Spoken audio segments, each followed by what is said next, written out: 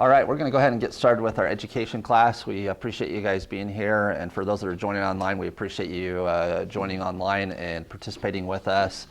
We hope that the information we provide today can be very helpful for you and helping you in your dealership and being more successful. Just a couple housekeeping things from you. As soon as the class is over, for the most part, for those that are in person, we'll have that information available on the website as far as the renewal side of things to get that all taken care of for you so you can go in and renew your license.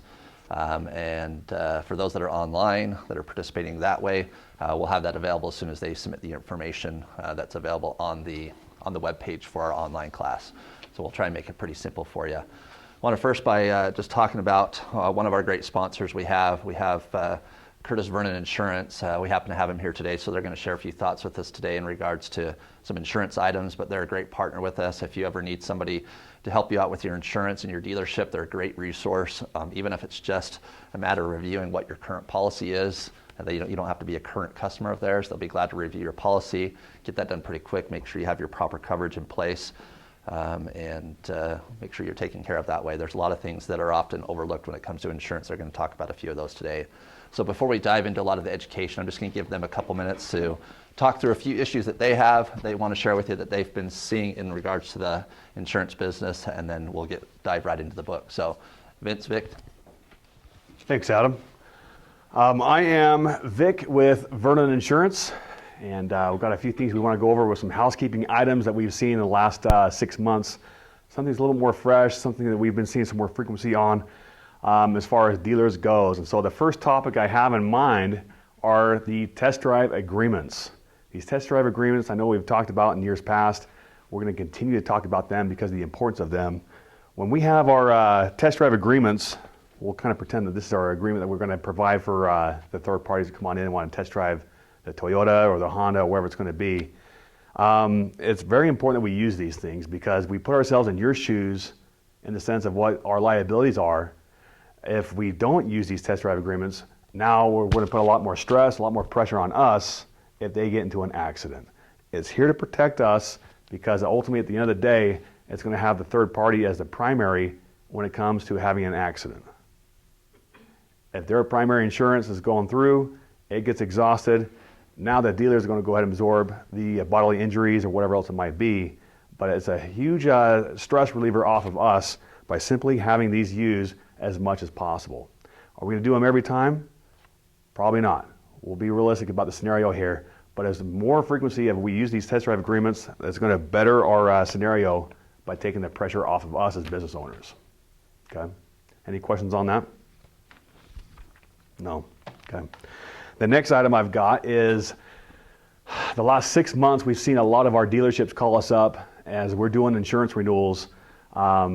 They're pivoting, or they're doing some transitions about how they can thrive in this market that we're in. We got high interest rates, we have different ways about how we can sell cars, and we got about 4 or 5 different type of dealers that are out there. You have your retails, you have the wholesales, you have the salvage title dealers, you have the consignment dealers.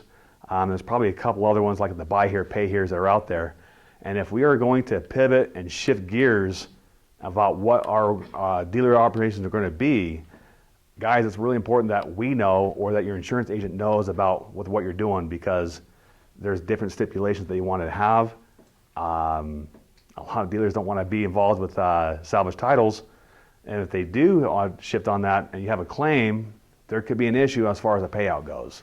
So moral of the story is communicate with your insurance agent about what you're doing if you're making those changes with your operations. Good morning, Vince, Vernon Insurance, work with Vic. Been seeing this a lot lately, especially the last 6 months. We had a couple call-ins in our agency. Can you come down and talk to us? I go, do you want to do it over the phone? He said, no, I need you to come down. So we go down to the dealership and talk to them. And the one thing that we see is the inventory. I look at them, the business owner, I show you have a $2 million inventory. Oh no, Vince, since COVID, I've been like 250. My agent said he would change it on renewal. I go, great.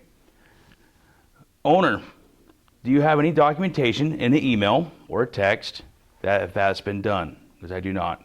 He told me over the phone. So this guy has been paying for 2 years now, 2.5 years now, on extra insurance that he didn't need.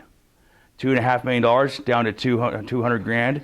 That's thousands of dollars. So please pay attention. When you communicate with your agent, shoot them an email. Very, very important, especially if you need a change. We've been seeing this more and more lately. Our drivers, as you guys have, business owners, employees, there's employee turnover. When you get a new employee, please add them on and ask for your agent for your driver's list, because insurance companies charge for the driver. So the same review that we had with this customer, he had drivers on his policy for the last 5 years. He had 20 drivers. He was paying way too much on his insurance. He had 20 drivers, he was supposed to be down to 3 drivers. That in the inventory, we saved them a couple $1,000. I'm not gonna tell you specifics, but it's details like this that'll hurt you as a business owner. Please go over your inventory and also your drivers. Do you guys have any questions on this? What constitutes a driver? Driver could be, someone's going to be behind the wheel. It could be an employee that could be a lot tech. So anybody that's going to be within the operations of your dealership needs to be listed. Whether they're going to be driving or not, they still need to be accounted for, because a lot of insurance companies are not going to be rating off of gross sales. They're going to be rated off of the number of employees. Whether it's behind the wheel or not, they still need to get rated for it. Vic, what if, Whether go ahead, it's sir. part-time or full-time. Oh, yes. You need to, every employee needs to be listed as a driver. Correct. Even if they get in the car and drive around your little lot there, or a big lot, doesn't matter. If they're behind the wheels, Vic said, they need to be listed. Anyone using the plate, right? The dealer plate has to be listed or they can't use the plate. Correct. Bingo. Good to know. Bingo. Okay. Exactly. We had a scenario here recently where an MVR was pulled on a renewal, and one of the employees that had a dirty record. So our underwriters came back and said that this driver, this employee, can't drive anymore. So then the owner says, well, what do we do? He can still work there, he can still be a salesman, he can still go on test drives, he just can't be behind the wheel. So they had to make a few adjustments, but they were able to still retain the employee. That was a pretty important asset for the operation there. Yeah, that's good to know. Yeah. The few adjustments was the owner had to sign, Vince Vernon, for an example, cannot drive, he's a bad driver. So if he does drive, it's going to put you guys at a loss. It's excluded. Any other questions? Can you answer a question in regards to insurance? If the customer doesn't have insurance, they want to come and test drive, what's your recommendation on how to handle that situation? Do you like the car? Great. Give me a check. Get insurance. We'll see you later. Sorry. Now there are other scenarios too. You can just put them in the passenger seat. If they're adamant, want to go on a test drive, say, great, go ahead and sit here. I'll drive you around the block. We'll come back and we'll talk more about how we get you in this car. I would not put them behind the wheel knowing they don't have insurance. Who knows their driving record too? They could probably have 4 or 5 DUIs, a couple speeding. So we never know on that there, Adam. Okay. Any other questions? Well, thanks for having us, Adam. Appreciate it. All right. Want to thank those guys for being here. They're a great sponsor and great company to work with. We've been working with them for about 8-9 years now and do a fantastic job of taking care of dealers. I know there's some in the room that have worked with them before, and like I said, they do a great job. Again, thank you for being here. We know you have a choice in education. We feel like we offer the best opportunity for education for you. We've got great information that we want to share with you today.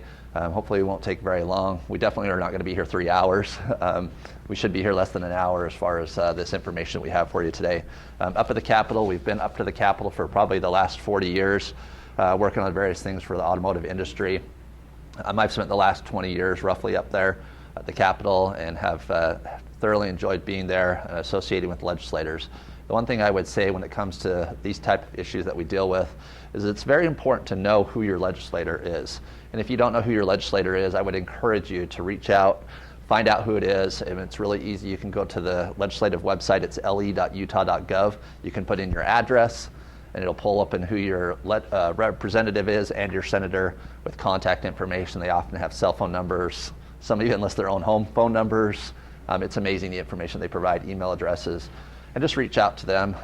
And then also put in your address for your business. And the reason I say that is you have legislators that represent you at home and well as at your business. So they want to know who they're representing, and they're always welcoming those conversations with the people that they represent. So we would encourage you to do that. So if you open up the book, you should have all received a book.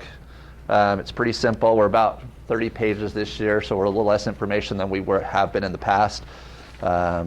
We do have a quick welcome in there, and also some information in regards to our antitrust. That's just a reminder that when we get together as dealers, we're not here to price fix, boycott, or anything of that nature. We're here to make sure that we can educate you on the proper rules and things that are going on within the industry, and that's the extent of what we do. We do have some information on our copyright policy. For many of you know, we have a lot of forms that we put together that are available for you. We work with attorneys to make sure those are updated on a daily basis or weekly basis. When laws change, we want to make sure that they're updated. We do have those available. If you have a DMS system that you want to have those included in, please reach out to us. We're having more and more that are reaching out to us that want those included in their DMS systems, and we're happy to do that. It does take a little bit of time to get them involved into and added into the system, but we can do that with just about any system out there. And that can be done for both an impact or laser type of form. So if you have a system out there, just make sure you take the time to reach out, let your DMS system provider know that you want to have the IDS forms included, and then let us know who that vendor is, and then we can start reaching out to them. It takes anywhere from probably a month to 3 months, depending on the vendor. There's usually some legal agreements that we have to go through to get those all on there, but we're happy to do that for you. All right. Our next page in our book is just our resource page. We have 3 offices to serve you if you're not aware of that. Our main office here in Midvale, as well as an office in Ogden and Orem. So if you're ever in those locations, feel free to stop by. We have all the same forms, title and registration work that's all available in all those offices to help you out. We also know that on occasions you need an attorney. We hope that you don't, but on occasions you do, and it's always important to know the right attorneys to call that already know information about the automotive industry. So we have 2 attorneys listed here.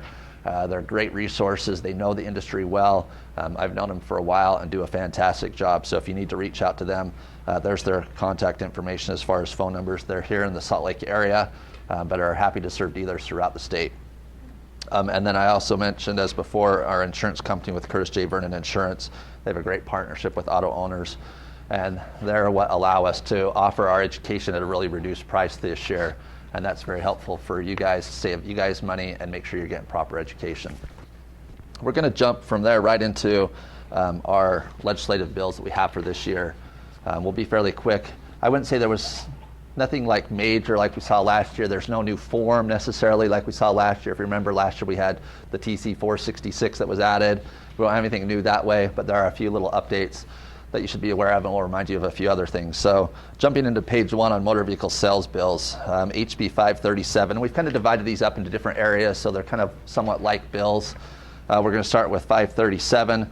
It's counterfeit airbag amendments. It's a bill that relates to having counterfeit, basically in regards to selling counterfeit airbags. And this is something that the state is trying to crack down on because they're seeing more and more counterfeit airbags that are being put into cars, usually because they're being bought by somebody that doesn't understand the airbag side of things. And so it's important to make sure that when you have airbags that you're having to replace, if you're doing that process, make sure that they're not a counterfeit airbag. That can be a little bit difficult as knowing what they are, but make sure you verify with whoever that manufacturer is that that's a valid airbag that could be in there. This really comes down to the selling of those airbags. So as a dealer, if you're not selling those, obviously you're selling the car, but if you're not selling those individually, you don't have a parts place or things of that nature, then it's not necessarily going to apply to you. So no major issue there if you're not selling them, but I think it's a good, valuable reminder to us that we should be providing vehicles that have properly working airbags on it. So if we have a question about who we bought the car from, of whether or not it's going to be a valid airbag, probably should check into that to make sure, or maybe just check into who you're actually buying those cars from, so we run into less issues with that. You'll notice on the side of that bill we're putting on there the effective dates and the actions for each of those bills. if they're passed. You will note in here that there are a few bills that we've noted that did not pass. We did include them just for reference of things that could be coming up in future years. Excuse me. There are a few different options when it comes to effective dates. The first could be either 60 days following the session, which in this case is going to be May 1st. So you'll see May 1st there'll be a lot of bills that will go into effect. The second one is going to be a specific date that's in the bill, and the third could just be upon signature of the governor. So you'll see those kind of different things when you're going through the information here as to when that specific bill will go into effect. So counterfeit airbag amendments goes into effect May 1st and really doesn't have a lot of action with you other than just double check your vehicles if you're having them repaired that the airbags that are being put in are are not causing problems, they're not defective, they're not counterfeit airbags. Show up on a Carfax that they have been replaced with fixed or anything like that? It depends, not always, because a Carfax is typically going to show like some type of accident or something of that nature. And it may not go into all the details. No worries, I just was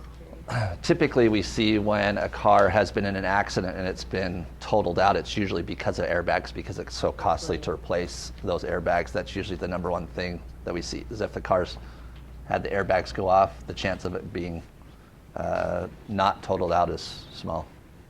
So I have a question. Okay. I purchased cars out of state Okay?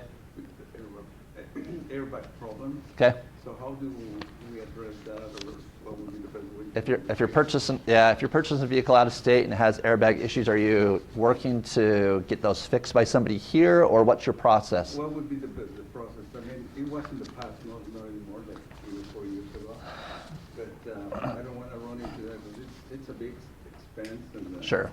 and a big headache, because that light is always there. Right. Because there are some things related to seat belts and. The biggest thing is I would make sure that the customer is well aware that they don't have a working airbag if you're not going to do anything with it.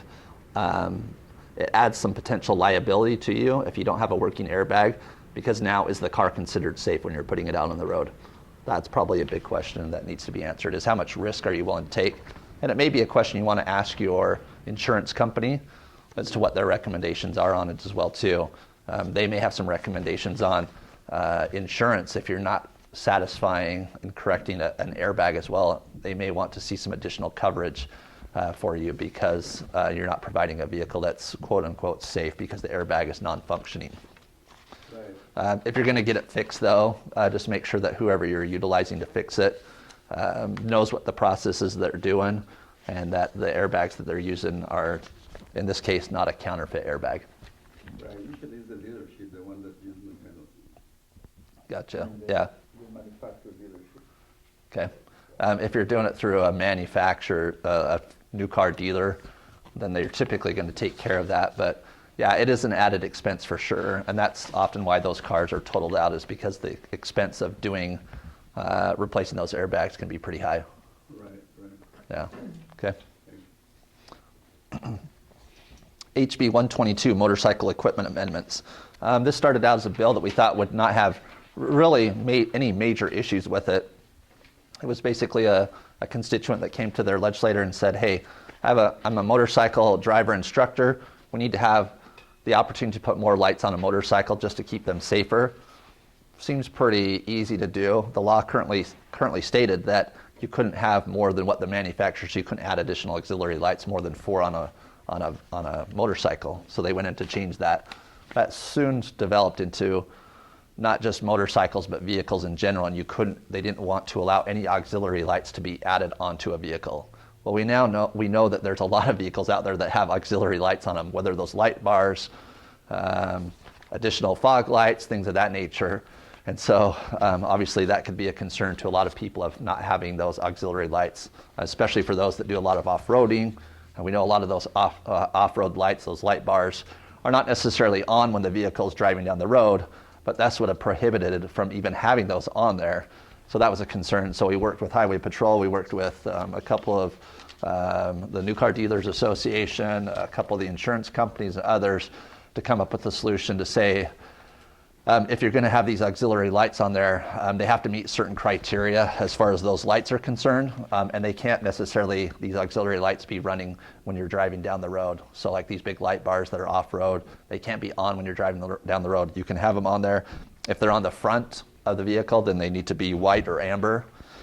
If they are on the side of the vehicle, they should be an amber colored light. Those are like the parking lights, things of that nature. And then if they're on the back, they should only be amber or red. And this is to eliminate some of those things as far as like lights that are of different colors that are mimicking emergency vehicles or things of that nature. So they kind of cracked down on that when they went through with this.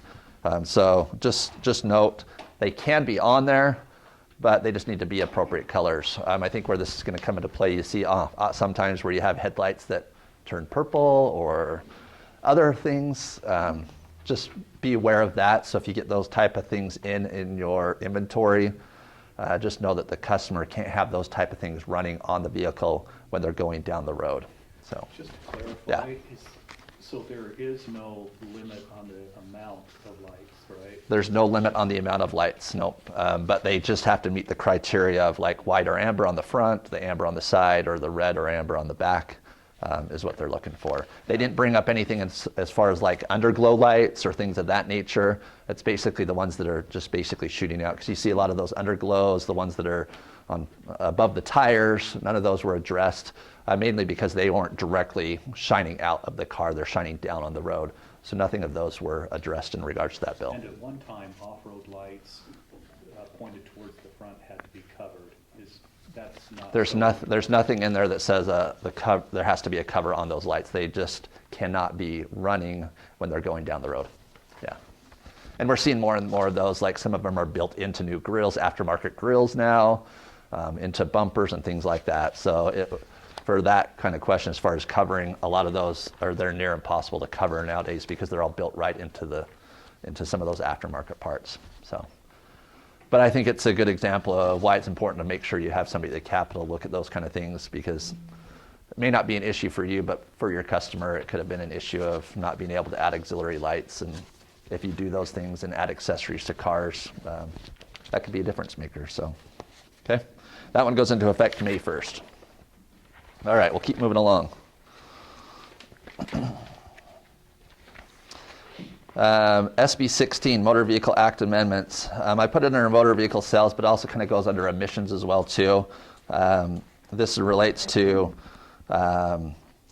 gasoline-powered motor vehicles may not emit a visible contaminant during operations unless, and you can see this is underlined, meaning this is new language that's been added, unless the engine of the motor vehicle has been warmed to the recommended operating temperature or the motor vehicle is exempt from an emissions inspection. It's just a kind of a crackdown on the emissions side of things. We're going to continue to see more of that in regards to clean air. So just know that if you're dealing with the vehicles that emit a lot of emissions, visible emissions, that could be of a concern to you. So just make sure that vehicles are meeting the emissions requirements when you're selling those. That's the biggest thing you could take away from that. SB 179, transportation amendments.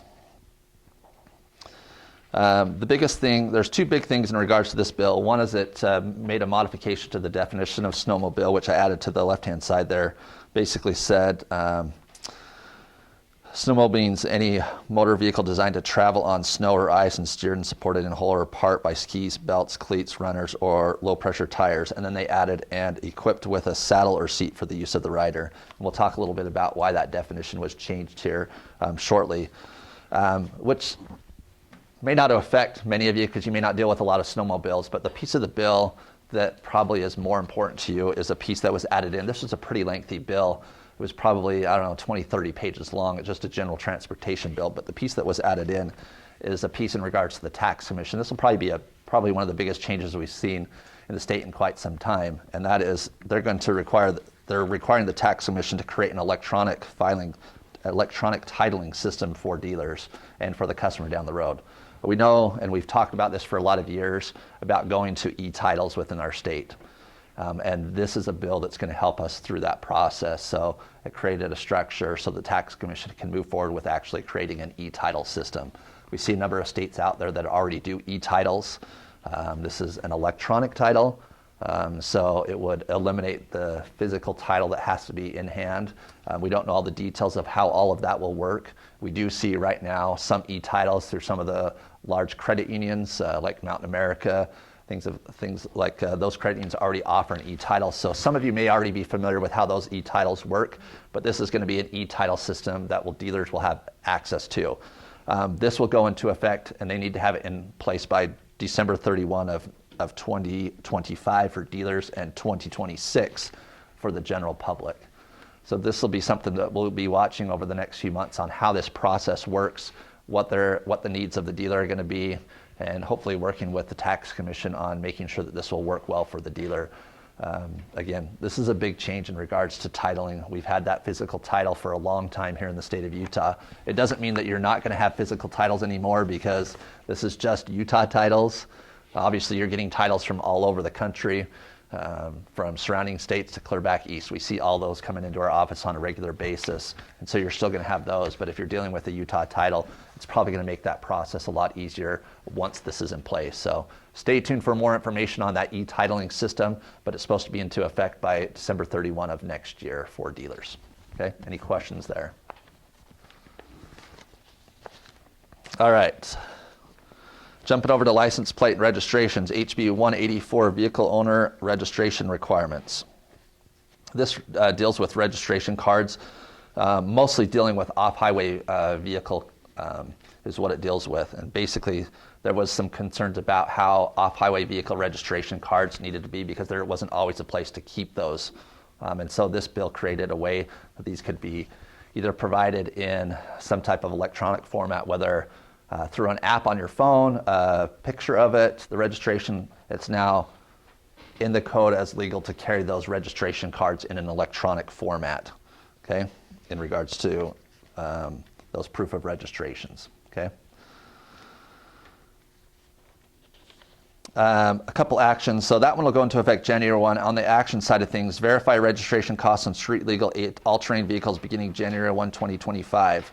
An underinsured motorist identification fee will be required. So you'll see if you deal with any of these type of vehicles, these off-highway, all-terrain, street legal vehicles, that there will be an increase in the registration fees just slightly beginning in January of 2025. So that's the action you need to take if you have any of those, sell any of those, okay?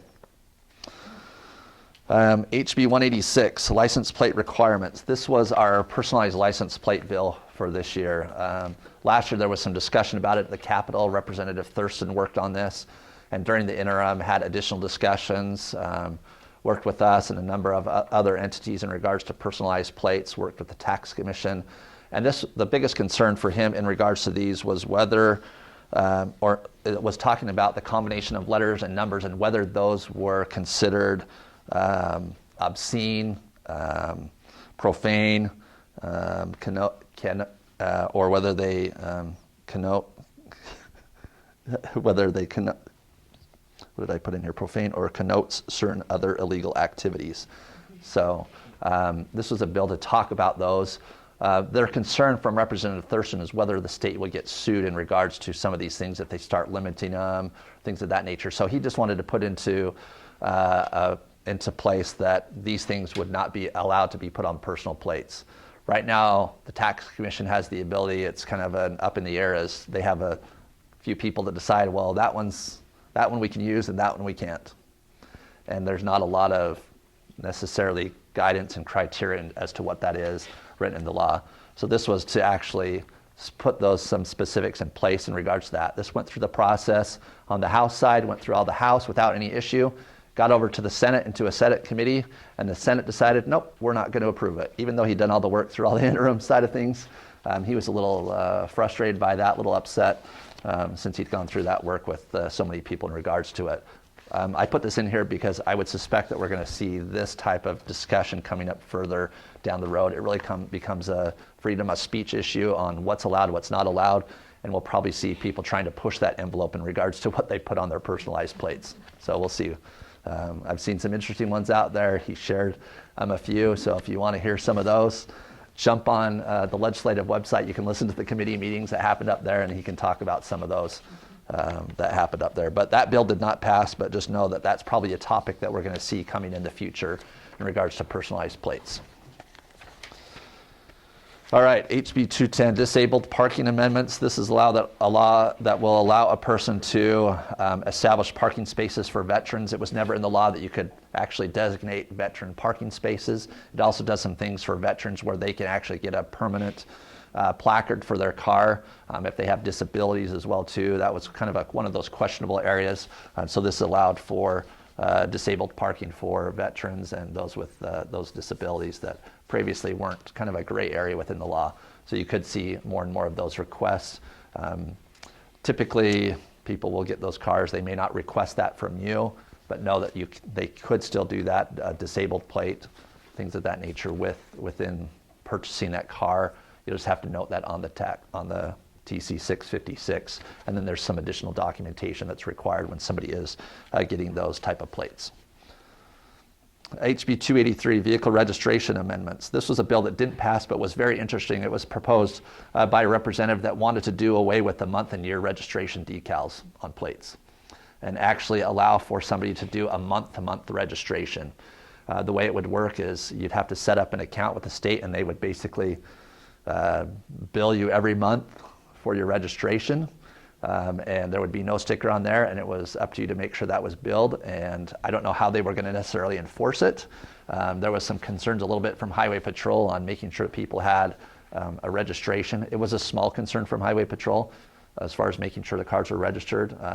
They testified that although that's important, it's not something that they actively look for when they're out on the road, is those expired registrations. It usually happens when they're pulling somebody over, if something of that kind of situation. Any idea why they considered that? I mean, temporary? Yeah, so the reason they considered it is they were looking at, the legislator had a constituent that came that said, hey, I wanted to sell my car, and it had just renewed it, and it was only like 3 months into the registration, and I had to pay a whole year of registration, and I'd rather not, but there was no way to get that money back. So the thought was, I'll only pay for 3 months as I use it, and when I decide to sell it, I'm not paying additional registration costs on it.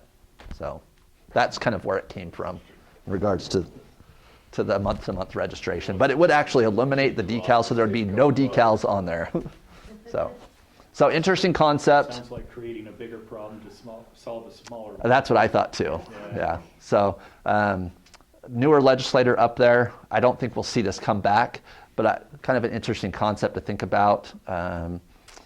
So we'll see down the road what happens in regards to that. With technology changing, you never know how all of that will happen down the road. So. HB 293, accessible parking amendments. Not going to deal any action with you, but allows a physical therapist now to sign off onto those disability forms where a physical therapist previously hasn't been able to. So if somebody's asking about it, you can now say that you can get that doctor or physical therapist to sign off on those forms now. Okay? All right. HB 383, vehicle registration amendments. This creates an exception for notification of vehicles that are where the registration has expired. This deals with those cards. If you remember a few years back, they did away with the cards and people threw a fit. Cards came back for the registration reminders. It basically says that if a car or a registration has been expired at least 270 days and somebody goes in to register it, they don't have to send the new card in that short amount of time when it comes up for registration, another 30, 45, 60 days is what that basically bill says. They're trying to eliminate some mail costs. I know the tax commission was not big on the registration cards that they had to send out. They were hoping to save a lot of money, and they got a lot of flack from it. So this is just one piece. If it's the registration expired more than 270 days, they go in to register it, they're not going to get a reminder for it when it comes up due in another 2 months or another month down the road. So, okay. All right. Page 5, registration of novel vehicles, HB 441. This was an interesting bill also from Representative Thurston. This came up in regards to an actual constituent of his that approached him that had been stopped. I think it was in a state park or a national park in regards to a unique vehicle they had, and I think it was in regards to an e-foil, one of those motorized e-foil surfboards, and they were stopped in the state park and asked to show their registration for that surfboard. And the reason for that is it has a motor and it meets the kind of the specifications of a vessel. And so the state parks are like, this needs to be registered. And he's like, I don't know how to register it. He's like, well, gave him the ticket, went down to DMV, and they're like, I don't know how to register this. What do we register it as? It doesn't fit in with one of the categories. And so he went to his representative, this case Representative Thurston, and said, we need to see what we can do to take care of these. And so they created what's called a novel vehicle registration. These are basically vehicles that don't fit into a specific category. Examples of these that he showed were these small like key trucks. These are like the small ones that are imported from like China that aren't as big as what a regular vehicle is. Things such as the e-foils I mentioned, Sherpas, and snow dogs. Snow dogs was the other one that was brought up to him from a constituent. A snow dog is like a electric, almost like a snowmobile, no seat on it. That basically you can attach like a sled to it or something like that, and allows you to pull your stuff, but you don't necessarily ride on it like a snowmobile. This goes back to that definition of snowmobile I talked about earlier, that adding that specific definition of having a seat included, because these snow dogs designed to haul like fishing gear for ice fishing, things of that nature, didn't fit into the category of a snowmobile. So it's how do we handle these things? So they created this novel registration area. Basically says if it doesn't fit within the area, and I've outlined it here, the vehicle shall be registered as a novel vehicle if A, the vehicle is not expressly exempt from registration and the vehicle does not fit within a vehicle category. The unique characteristics of the vehicle make it unclear whether the vehicle fits within a vehicle category or a reasonable person would not consider the vehicle to be clearly included in an existing vehicle category. Last part's a little bit vague, but that's how they worded it. Basically, it says if it doesn't fit within a category, we're going to register it as a novel vehicle. They couldn't do it as a free registration, so it's a $1 registration fee for these novel vehicle registrations. What will happen then is each year, the tax commission will submit a report to the interim transportation committee where they will review these categories or these vehicles that have been put into this novel registration to determine whether there needs to be a new category or they will just continue to be in that novel vehicle registration. This will help people that, like I said, are going to state parks with the e-foils or other things like this, and somebody stops them to say, where's the registration for it? Well, here's the registration, just falls under that novel vehicle now. So, new vehicle registration area. If you deal with those, great. If not, nothing to worry about. Okay? Questions there? All right, SB 45, license plate revisions. This was a big bill in regards to license plates. The first thing that this bill does is will eliminate us from 2 license plates down to 1 license plate. So it's going to eliminate the front license plate for good, meaning they won't even issue those with the tax commission anymore. So when customers get their plates, they will only get a plate now. There is some specific time frames in regards to this. They will continue to issue 2 license plates up until December 31 of 2025, or if they get close to that time frame and they run out of inventory and they don't want to produce new inventory, it may be a little bit before then. But by at least December 31 of 2025 will be the end of 2 license plates. So no license plate for the front, just the one for the back. Okay? Questions there? I think it's this cost savings for the state. Does that mean you'll have more time to print dealer plates in a timely manner? There you go. Hopefully. I think that's definitely part of it. Part of that bill also is looking at moving some of their plates into a centralized distribution as well, which we see already with the black and white plates. If you use our office for registration and do black and white plates, we basically request that black and white plate and then it's mailed out to the customer. I know there's a push more for that side of things. And with their new equipment they have at the prison, they're able to, the idea is that they're supposed to be able to produce them quicker. We know that black plates have been an issue for a long time since they came out as far as the time. Anybody heard the time frame with that lately or heard from their customers? Last I heard was still about 5-6 weeks in regards to getting black plates. Anybody heard anything different? All right, okay. So just know that that's probably going to be going to continue to be pushed as far as that centralized distribution of plates, but moving away from 2 plates to 1 plate. Okay? Question on those license plates. All right, the last one in this section is SB 155, Road Usage Charge Program Amendments. This bill didn't pass, but this relates back to EV vehicles, so electric vehicles, and we'll continue to see bills like this moving forward as we continue to see more and more electric vehicles on the road. It's basically looking at the road usage charge, which is basically trying to recoup money that they were losing when it comes to gas tax. Obviously, you know that when you're buying gas, part of that goes towards roads. With a lot of the electric vehicles, they weren't recouping that, so they've been putting in place over the last number of years pieces in regards to the registration for electric vehicles that will help recoup that cost, so where they can continue to keep update on roads and road maintenance. This one didn't pass, but like I said, we're going to continue to see bills like this. The only thing I would say from this is make sure that when you're doing electric vehicles, you're getting the right registration charges for those. They typically have a higher registration cost in regards to that because of that road usage charge, and a few other things in regards to electric vehicles. Okay. Emissions and safety inspection amendments. This was another bill that didn't pass, but we're going to continue to see more bills on emissions as well as we continue to look at ways that we can clean up the air. This related to vehicles that were like heavy-duty vehicles over 14,000 pounds that emit certain emission levels. It was some concerns in how to those were registered and whether they would be allowed to be registered if they had certain emission levels that were emitted. In this case, the levels that were emitted were 0.21 grams or more per brake horsepower is how they worded it in the bill. Basically, by putting on an emissions place, brake power, they had an equation on how they did that and the amount of emissions that came out. The bill didn't pass, so you don't have anything to worry about on it. Continue as you are as far as emissions, but just know we're going to continue to see issues in regards to emissions as we move forward and trying to keep clean air. I was in some meetings this year at the Capitol in regards to talking about clean air. We talked about how the air is now versus how it was 50 years ago.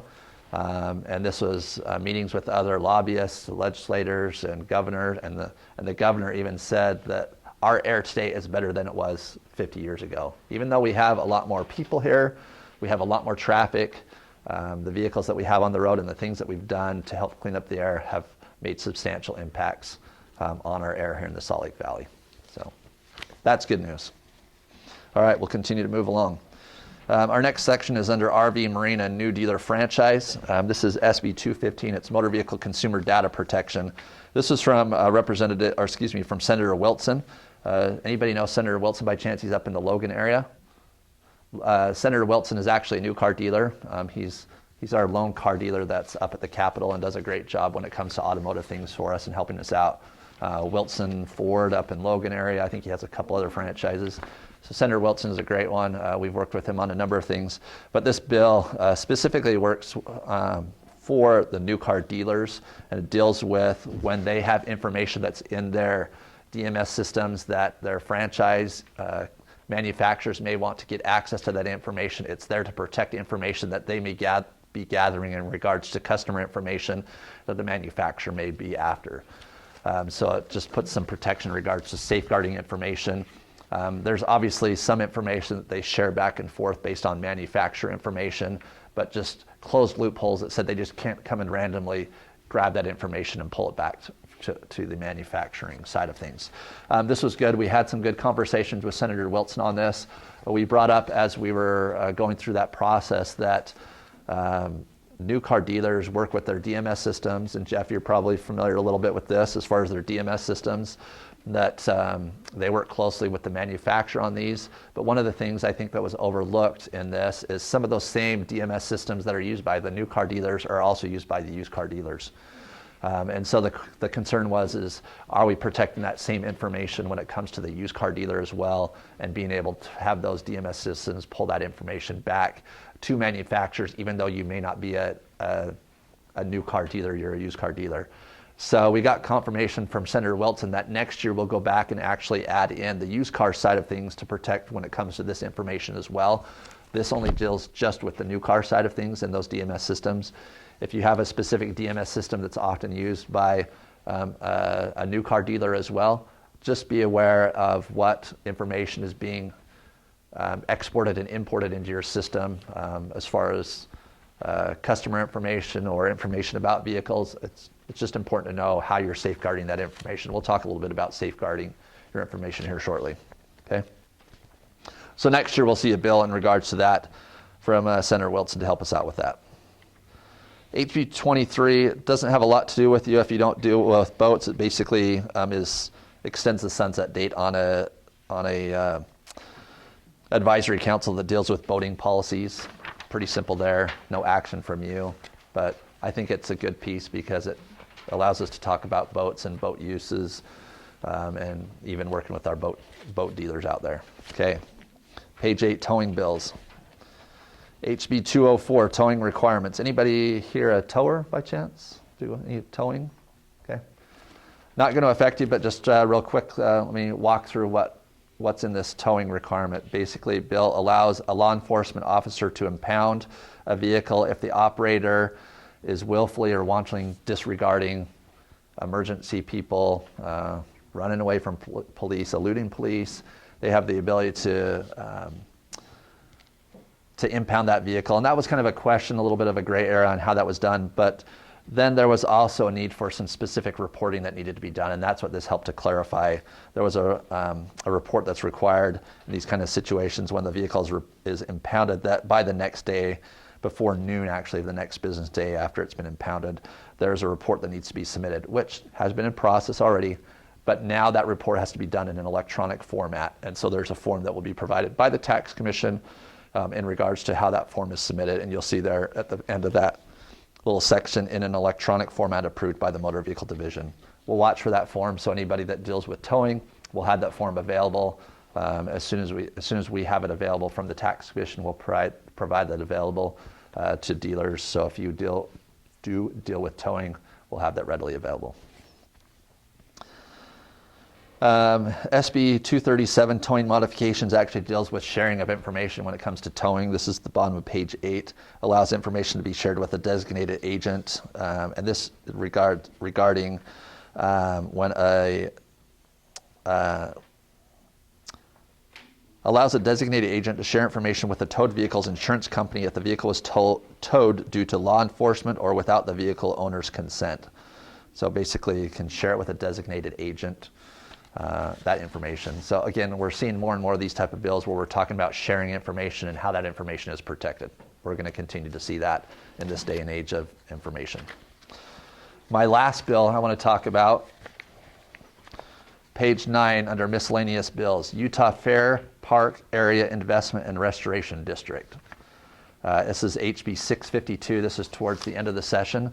This is the bill that deals with Major League Baseball. And you think, well, why in the heck do we have a bill in regards to Major League Baseball in a dealer education class? So this was a big discussion at the Capitol, both in regards to Major League Baseball and NHL for the hockey side of things, and potentially trying to get teams here in the Salt Lake area. So this bill was to create basically an area that they could work to develop for bringing in a ballpark. One of the things that was discussed in regards to this conversation is increasing taxes in these areas in this specific district to help raise funds for ballparks and other developments within the area.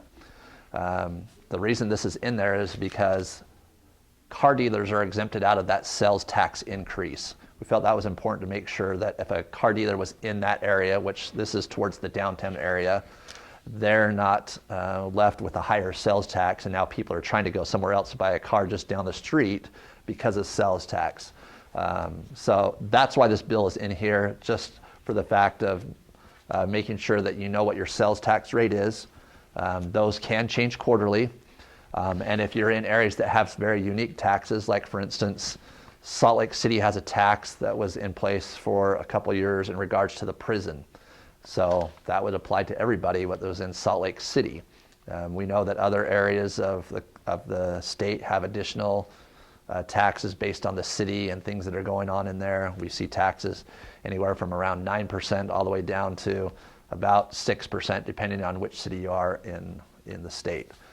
So this is my reminder to make sure that you check your sales tax rates and know that we always try to help protect the dealer as much as we can when it comes to those things, to try and make it an equal playing field. We can't always control what each individual city does in each individual county, but we can work towards the state side of things. So this particular situation, when we're dealing with a ballpark, we could make sure that the sales tax from this particular, not city, but just this district within the city could be protected for the car dealer. So, any questions there? Anybody baseball fans? Baseball mom right here. Right, I get you. Opening day of baseball today, so those that are watching, this was recorded on opening day of baseball today, so I get it. I'm a baseball dad, so I've got a son that plays baseball, so it'd be fun. I think it'd be fun to have a baseball team here. We'll see. So, all right. Our next section, so that's all of the bills that we have to deal with. Like I said, it was fairly quiet as far as that, nothing really major, just things to just kind of be aware of. But I just wanted to remind you of a few things that we've had come up recently. In past discussions, the TC 721A, I have a copy of it on the next page. So page 10 has a copy of this form. You've seen this.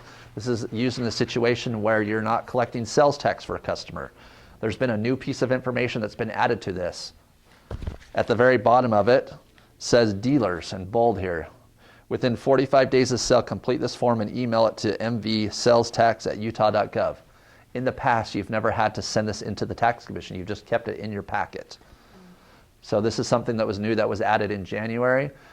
This isn't effective immediately is what they've been told. I don't know how they're going to necessarily enforce anything in regards to it. I don't know all the details on why it's been done yet. We're hoping to get more information on that. But just know that now on this form, you're supposed to send this into the tax commission at that email address. So fill it out and email it to them. I know that's an added piece of work for you to do, where before it was just in the deal jacket, and when you got audited by the tax commission for sales tax, it was there to show that you didn't collect sales tax, and this is why. So that's a new update as of January. Questions there? So 45 days from the date it's completed. So basically, same day as your temporary permit, you need to have that all complete. Email it in, or can you send They it want it emailed in. Email? Yep. And that's because they're trying to get rid of the physical paperwork coming in with everything. It's just the Monthly report? Yep. Yeah. So this Well, was effective what date? the revision date on this form is January of 2024 is when they made that change. So. Does this affect all vehicles or just retail? So this is anytime you're not collecting a sales tax on a retail sale. So yeah, wholesale you're not going to deal with because that's a whole different kind of situation. Yeah, this would be a retail sale where the customer is taking that vehicle out of state. It may have a temporary permit on it, may not, depending on your situation on how you handle it. But if the customer says, I'm not paying sales tax on it here, I'll take care of it when I get to my state, you have to meet these requirements, which basically says it's not used in Utah or used in Utah only for non-business purposes, not to exceed 30 days, basically is what it is. So anybody taking it out of state, you're going to fill that out if it's a retail sale. And then now you're going to have to email it into the state. Okay? All right. Page 11, Utah title update. Beginning on March 1st, the tax commission made some updates to the Utah title. I find it kind of interesting that they made some updates to the title when they're talking about also going to e-titles as well too, but it is what it is. And so I've made a copy of some of the new things that they're going to do, some new security pieces to the title, and then I've also included on the next page some additional things for the front and the back of the title. You'll notice on the piece that says specimen, on page 11, there's some new things that have been added into there. There's a hidden state emblem. You can kind of see it in there. It's a little bit of a bee, a honeybee that's in there. That'll be on that right-hand side. It's not going to be very visible when it comes to actually getting that physical title. And then there is an invisible UV serial number. That's in the green down below. So that one won't be visible to you unless you have the UV lights to look at it. And then that same number will be in a visible next to it. And then there's a hologram that's also included on it there on that bottom right-hand corner. So those are some of the new security features that have been added to it. And then there's a few other changes to that title as well that you should be aware of. So the location as far as the lien holder information has been added to the right-hand side of the owner information. So that's a new piece there, right underneath sample. I think the location of it was slightly different before, so it's moved over there. And then they've added in here right in the middle this red box around it, vehicle history. basically says this Utah title is not a vehicle history report. It gives them information on where they can go to get a vehicle history report, and that's through the National Motor Vehicle Title Information System, or INVITAS, and their website there. So that's a new pieces for the front of that title. And on the back of the title will be some changes for you as the dealer. They've added in there under the odometer in reassignment A, kilometers may be converted to miles on this title. So that's new language that's been added there. And then reassignment B has for dealer use only. And that's to encourage people that they shouldn't be using this back of the reassignment to go from one person to the next to the next. They want them to get a new title issued for that person. So this section, section B, is for a dealer only to use. You shouldn't have an individual that has that utilizing that section B of that reassignment. So my thought on that is, and they haven't told specifically on what they want to see in regards to an individual that comes in that may trade in a vehicle that's utilized that section on what they need to do. That's going to be probably my first question that I'm going to ask him since this information just came out. My suggestion as a dealer is take it and see what you can do to process it. That's a definite option. There's no specific, like, here's the consequences for somebody utilizing it. None of that's been brought out to this point as to how that's done and what they're going to do. Is it a misdemeanor? Is it, what are they doing in regards to that? You could go as far as asking that customer if they bring that title in. Obviously, you can use it as that section for yourself, but they've used it with somebody else, and they're trying to be that next person on title, and they're down in that dealer section. It may be worthwhile to have them go and get a title. That's a delicate balance because it may be a matter of them Now, what if getting the it's vehicle like to you or a- not getting the vehicle to you. If it goes from like a lease to the leaser to the leasier, however it goes, Right? that's their section. Correct. How are we gonna do that? That's a good question. Just take them to the DMV and have them. Yeah, Okay. it may be that, and that's what we're hoping to get some more clarification from motor vehicle on. saying, Yeah. Are they gonna kick them back? Yeah, we don't know what they're going to do. Yeah, it's going to be an ongoing thing, and as we gather more information on it, we'll send it out. This will be for any vehicles that were sold after March 1. So if it was sold before that March 1, they're not going to be issuing these titles for it, only for those vehicles that were sold after March 1. All right. Okay? Yeah. This is a little bit unrelated, but Okay. I'm just wondering if we're doing this the right way, real quick. Okay. For out-of-state cars, Okay. we found it better to just get a title only for those cars, if they're gonna license it out of state. Sure. Because we're sending titles out, they're coming back, this has to be notarized, this is in the wrong place, this signature was spelled wrong. Now they have a clean title when they go to that state. Yeah, are dealers mostly doing that, just getting a Utah title in the dealership name, and then It will depend upon a couple things. Some of that depends upon what the current title is. If the current title you have is not a Utah title, then they often won't if it's a California title because it's taking so long to get those titles. So that means the customer won't be able to have that title for 6 to 8 weeks because that out-of-state title that we turned in to get a title is taking that long. So it sometimes depends upon the state of the current title. If it's a current title, I see that often where the dealer will get the title put into the name of their dealership, and that way they can just immediately sign that off and give that to that person. It's clean. There's no necessary reassignments with it. So that's definitely one way for sure of doing it, but I see it done multiple ways in regards to those out-of-state titles.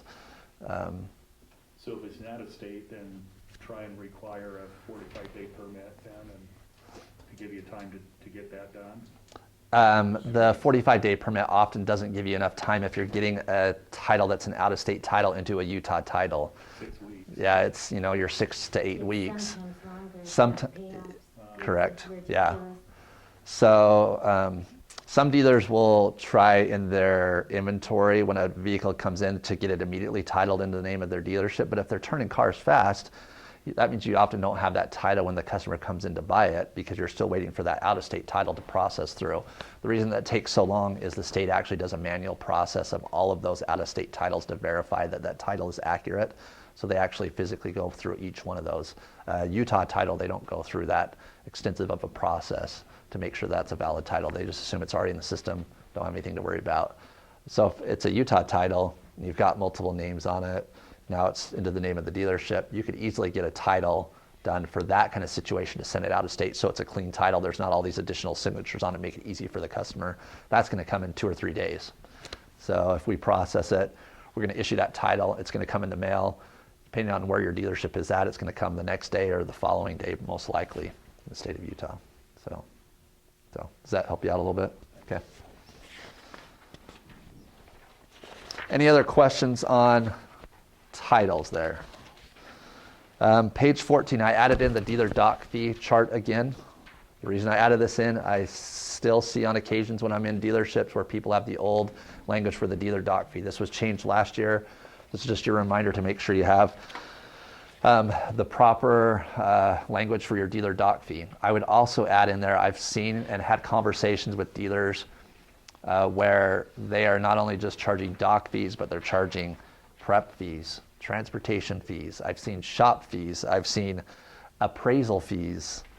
I've seen all these different things as far as these additional fees that people are getting charged.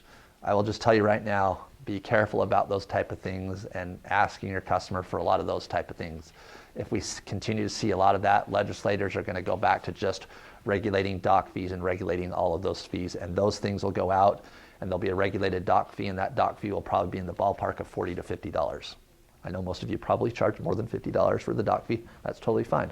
I get it. We can justify those costs of what those are. But I just know in states where they are regulated, it's usually anywhere from $35 to $50 for regulated doc fees. So just that's my reminder to you to make sure your doc fees are reasonable and you're treating the customer right in regards to all of those different fees. But yeah, I talked with a dealer just the other day.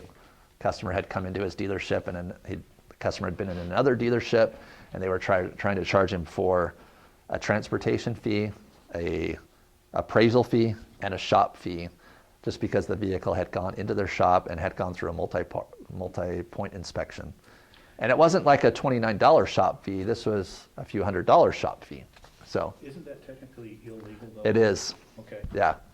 And that's part of why we have, Are they enforcing it? Or? well, the problem is if it's not reported, then nobody knows about it and you can't do anything about it. So obviously educating the consumer is helpful, because then the consumer went to another dealer and was like, I can't do this at this dealership. Tell me what you are out the door, and they walk through it. This is another reason why that 466 form, TC 466, came about last year, is because of things like this. They talk about the price of the vehicle with the dealer. The dealer goes through what they're going to pay, and then they get to the contract, and now there's all these additional fees that they weren't told about. That's why 466 came about, because it's like you have to outline all those different fees that you're going to pay before you actually get to the contract. The reason we have a lot of laws is because somebody's stupid and doing things that they probably shouldn't have in regards to their business, and now it's complained to a legislator, and because one person did it a certain way, we've got to make a law to fix it. So just a reminder, doc fees, make sure they're reasonable. Again, information on Curtis J. Vernon Insurance. They're great guys. You can use that QR code there, go right to their website and get information. Federal changes real quick. This is by reminder again. I think this is the 3rd year we've had this information in there. This is in regards to odometer exemption. 2019, they made changes on odometer exemption from 10 years to 20 years. So I included the chart again in the book to follow along, so you know whether the vehicle is exempt from odometer or not exempt. You'll see that anything from 2011 to 2021 vehicles are under that 20-year exemption side of things, and when they become exempt on that 20-year rule. Okay. So that's just a friendly reminder for you. Nothing to change if you're already following those rules. You're good to go. I've had a lot of people ask me about the safeguards rule, and there's been some recent changes in regards to the FTC safeguards. So I gathered information in regards to the FTC safeguards and what you need to do of having a safeguards policy in place within your dealership. So beginning on page 18 is an overview of the safeguards program and what you should have in your dealership. This is supposed to be a written program, a written policy you have within your dealership. So there's a few pages here that just outlines the details of what you need to have in place. I want to hit on just a couple things that are important that you should be aware of. The first is you need to designate somebody to oversee that program. Whether that's you as an owner or an employee, a manager, whoever it is, you need to have somebody designated that can oversee that program. They go through it. There's things that they need to do as far as assessments, of your dealership and that information that you're collecting. And then the other thing is also making sure that you train your employees on what your safeguards policy is. There are companies out there that do safeguards training programs. Going to the FTC website has a lot of great information that you can share with your employees, but having some type of training program where you can outline all of your processes that you have in regards to safeguards is another key part of that. So training your employees. You'll see in here there's roughly 3.5 pages of information in regards to the safeguards policy. If you read through that and walk through that information, it's going to give you a great idea on what you need to have in regards to safeguard information. We could spend an hour talking about safeguards today. I'm not going to do that. Read through the information, make sure you're doing your things, having your things in place, doing regular checks of your systems. As you have vendors that are changing, you're submitting information to vendors with customer information in it. Make sure you know who your vendors are and what their policies are in regards to safeguarding your customers' information. That's also key to it. And all of these companies out there that are collecting information should have those policies in place. If you ask them, what are you doing to safeguard my customers' information? They should be able to pull out that information, share that with you. If they don't, then I would be a little concerned, okay? And then make sure if you have somebody else that's managing that program for you within your dealership, a manager or some type of employee, make sure they're reporting to you as an owner on at least an annual basis of what's going on within your safeguards policies and your written program in place so that you can do reviews, you can do updates, you can make policy changes based on vendor changes, things of that nature. That's the last thing in the book. However, there's one piece of information I wanted to share. It just came out just this week.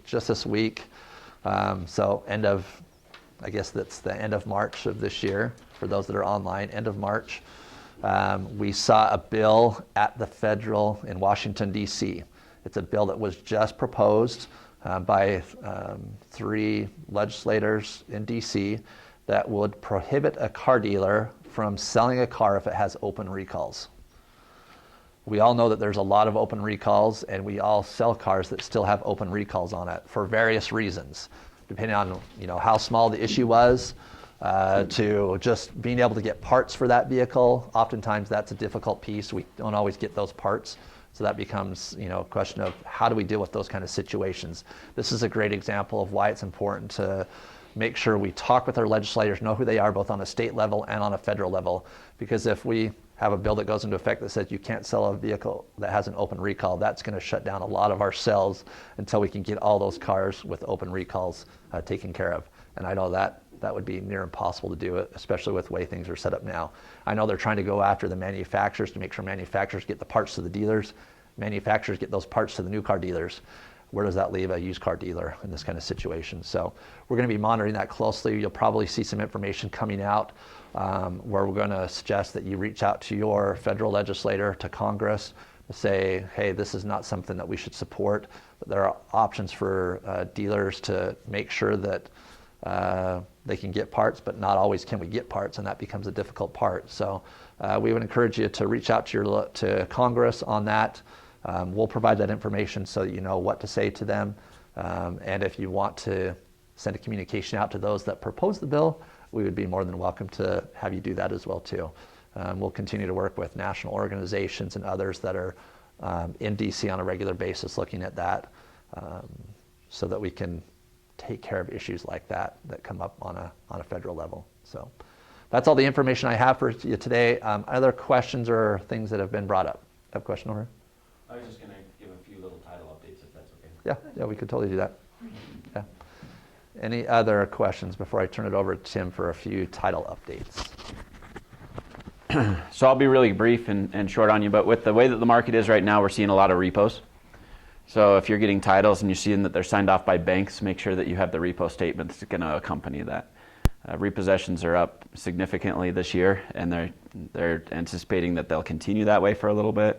So kind of work that into, if you've got some banks that you work with that you're going to be taking repossessions and it's signed off by the bank, make sure that the back of the title is still filled out and that you've got a repossession statement to go with it.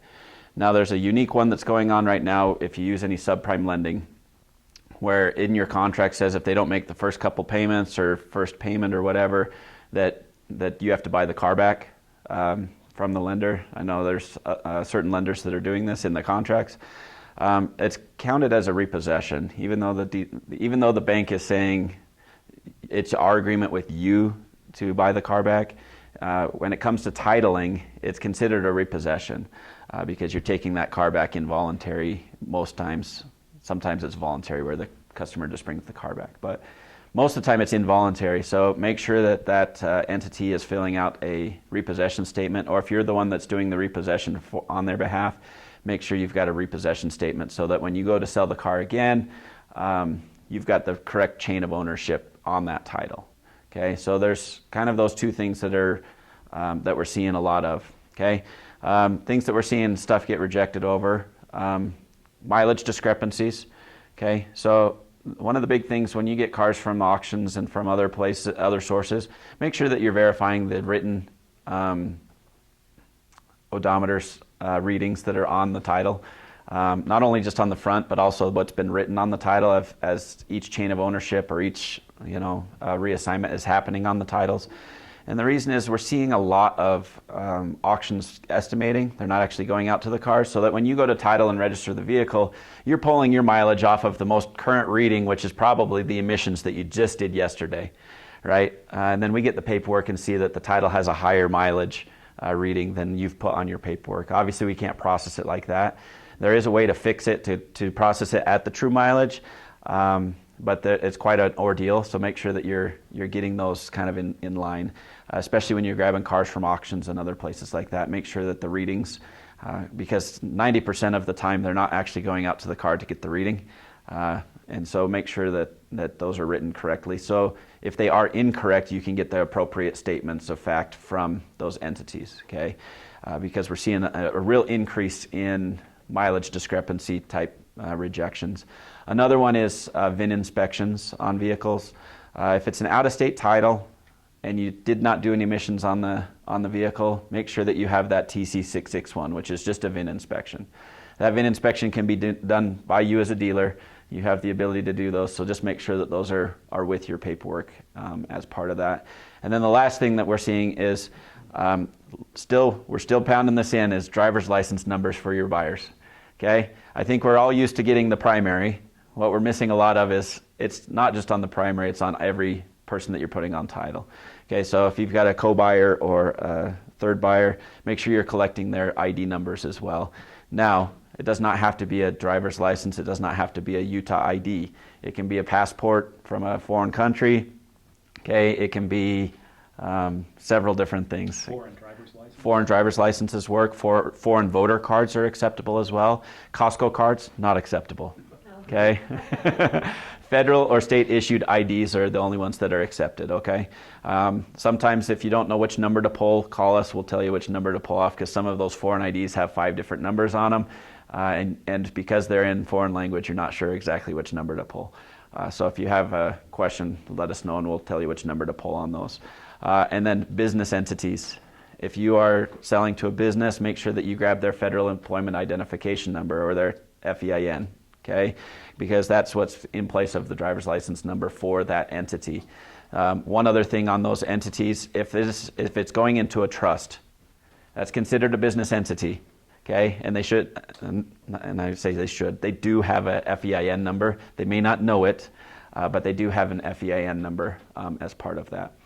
Okay, and then just the last one. I probably said the last one 3 times now, okay? But this one really is the last one. On situations where death has occurred, okay? When you're signing when the person's signing the back of the title, you have to have 2 forms, okay? You have to have the death certificate issued from, it can just be a copy, it doesn't have to be an actual copy, and then a survivorship affidavit. Now, this survivorship affidavit is the only document in the auto industry that needs to be notarized. And what that notary should be checking is to the person that's filling out the affidavit actually is showing the paperwork that, yes, they do indeed have the right to sign on behalf of this person. Okay? So those are the only 2 documents. Don't be collecting their whole trust or their whole, will to put in there on there. You just need those 2 documents. And then on the back of the title, you're going to have that person sign their name by survivorship, okay? And then the dealership will then become the buyer, and then so on and so forth, okay? So make sure that you're signing on that way with those types of death certificates. Do they sign the person who is deceased by survivorship? Or they can No. sign their name, it doesn't have to. Yeah, whoever signed the survivorship affidavit is the one signing their name, Okay, their actual name, not the That's person right. who's passed away. Okay, That's right. and then they're going to put by survivorship, and that kind of triggers the state when they're looking at the paperwork to make sure that that document is associated Okay. with that. thank you. Okay, are there any title questions that you guys do have on things that you've seen or things that are going on out there? Just make sure when you're buying these cars at auction that they are filling those out for you properly. I know a lot of them have POAs for the entities that are selling those cars. Anytime they put those 3 words or those 3 letters on the back of a title, POA, they have to include the POA. Okay, so if they're doing that, they have to provide a copy to you to say, yes, I do indeed have the authority to sign on that person's behalf. A lot of the auctions have stopped putting those 3 little letters on there, and just because of that very fact is a lot of things are getting rejected, because if you put POA on there, the state wants to see that POA to see that you indeed do have the ability to sign that person's behalf. Okay, so just kind of keep that as auctions. And I know you guys don't see the titles until the car's sometimes already sold, right? Where you've got the car and you're like, well, now what? The auctions do have their arbitration things, but it's not very helpful when you've already sold the car. To try to arbitrate with the auction. But I would still encourage you to do so, because you may get some money back even though you're not going to do that. But they should be trying to help you get some of these titles. If you are having a problem with getting some of these titles, we have worked with Motor Vehicle Enforcement on trying to work out a program. So if you've been waiting more than 90 days and you can show that you've efforted to get this title from the auction or from any entity for that matter, we can put some information together and try to force out a Utah title for you guys.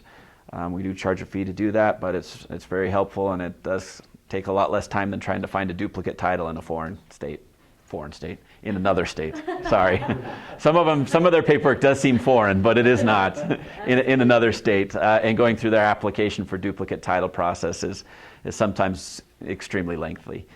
So we can start to do that for you guys. But are there any questions on titles or anything you guys have? Okay, just wanted to give you an update. Thanks, Tim, for sharing some title information with us. We appreciate you all being here. For those that are online, we appreciate you joining us. There is a submission form that will be at the bottom of the page. You'll need to fill that out in order to complete your information so that we know the information to submit to the state for your education criteria, knowing that it's been met. So make sure you submit that information, and appreciate you joining us for our class today. Thank you.